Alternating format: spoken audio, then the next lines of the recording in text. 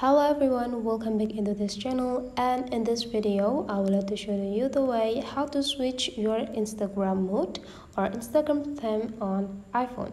So let's check what the mode of the Instagram that I use now. You can see that I use the dark mode, so everything on my Instagram account will be black. Here the screen is black and everything is just black. You see, so let's change into the light mode. How to change them?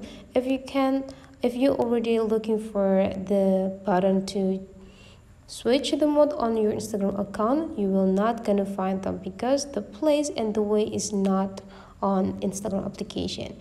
You need to go back into your home screen and you just need to open your settings, and after that you just need to scrolling down until you find the display and brightness.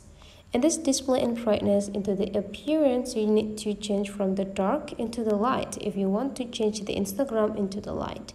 Now you just need to go back into your home screen and open your Instagram applications again, and you can see now the Instagram is already in the light mode. So that's the way how to switch your Instagram mode on iPhone. Hopefully this tutorial today is useful for you guys.